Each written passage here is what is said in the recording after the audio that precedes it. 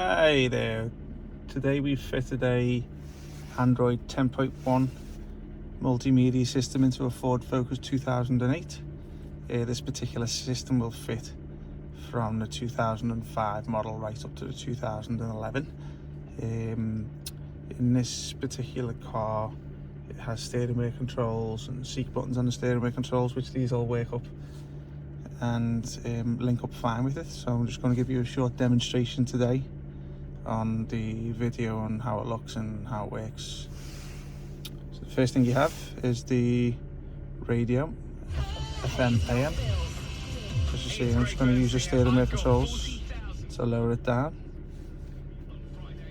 So it has RDS feature, which basically allows you to store in the radio station names. Gives it a nice and user-friendly to use. So you can preset your stations on up to 18 different stations you can preset. Has FM and AM. The screen's nice and responsive. It comes in a 4-core processor and 216 gig of RAM. There is a new series of this model, which is an Android 11 series, which comes with built-in CarPlay and Android Auto. But obviously that's not on this system because it's only the Android 10.1. Okay, so basically you can have your music through USB. I've got no USB plugged into it at the moment, so it's not going to work on your music, but obviously that's where you play all your music and also movies from a USB stick. So it has built-in Bluetooth, phone support, phone book, navigation. Now you can assign different navigation maps to this system. You can download one of many from the Google Play Store, which is will upload direct onto the system, and then you can assign whatever map you wish to go with Navi. At the moment we've got Google Maps on there, which is pre-installed into the firmware, so basically all that means is it comes with the system, so it's already on there, but it is a data connection type of GPS map to use, so you would need to use your phone's hotspot to connect to the Wi-Fi of the system to be able to use this type of app, as that would apply to other apps like Spotify, Waze and stuff like that. But you can download some offline maps from the Play Store, which will work with the GPS antenna that comes within the package, which is obviously we've installed over there, the little dice. So for the purpose of the video, I'm just going to show you the Google Maps, but as I say, you've got the choice to basically download one of many. Okay, so I'm just going to show you a lot of the applications which are pre-installed into the system, just to give you an idea of what you would get on the basic level model. So you start off with APK installer, which allows you to upload applications in the form of an APK file from USB hub direct onto the system. That's it if you didn't want to go through the Play Store option. AVN has options to be able to link external monitors or DVD digital TV boxes to the system, which you would play through there. Your Bluetooth, which is I've showed you a couple of moments ago. BT Music, which basically means once your phone is being connected through Bluetooth, you can stream any music or any sound from the system, from your phone should I say, direct onto the system.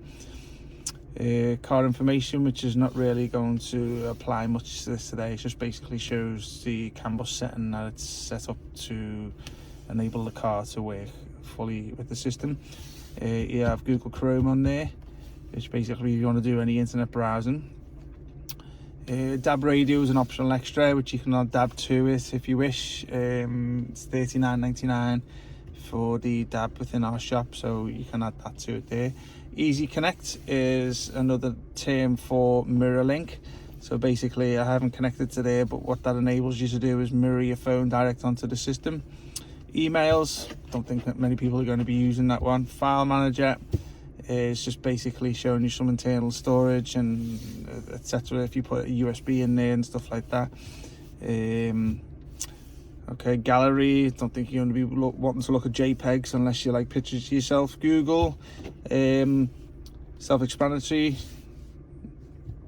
another browser. Basically, if you want to use the Google, says network error here, but obviously it's only because I haven't got the Wi-Fi connected to my hotspot on my phone.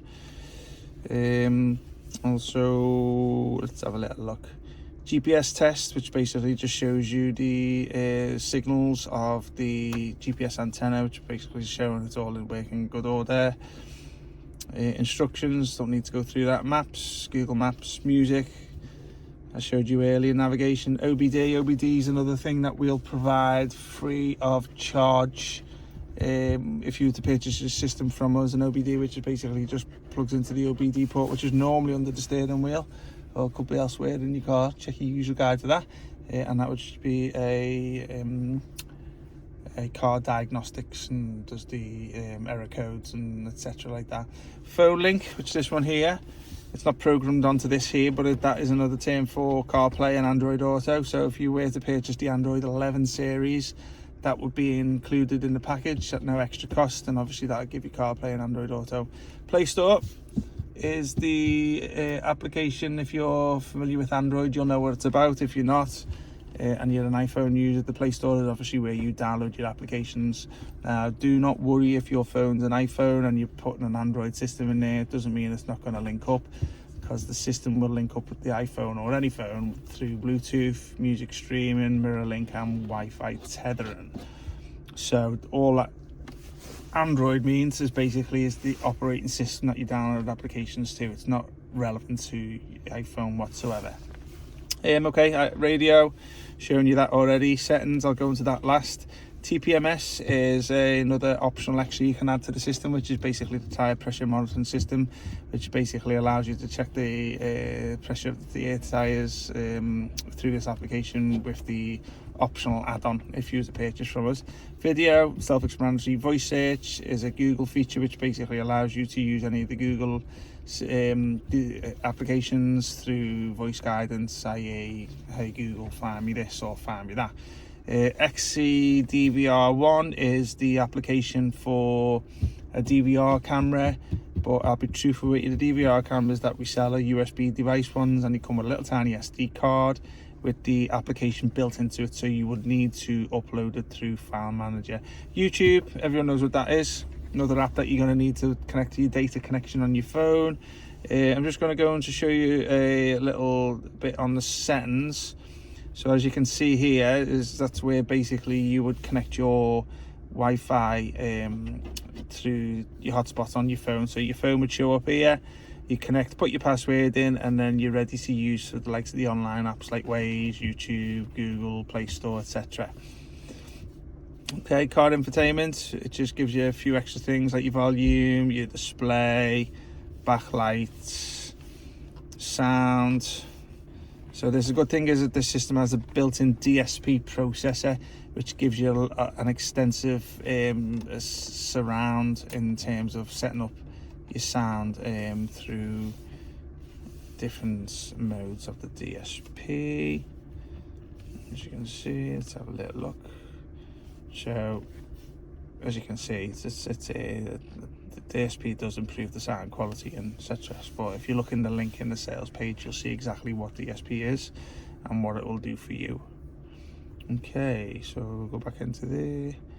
So just Bluetooth options, auto connect, steering wheel control setup. That steering wheel control will apply to cars with an analog CAN bus, which basically means it's done through resistance in the wiring. A lot of the newer cars today have all got digital CAN bus, which basically means you will get a little box that connects to the power cable, and that'll set up your steering wheel controls automatically.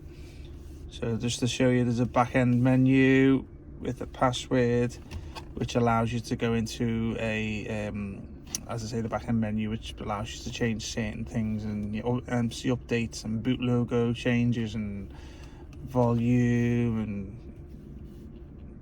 there's a lot to it anyway. So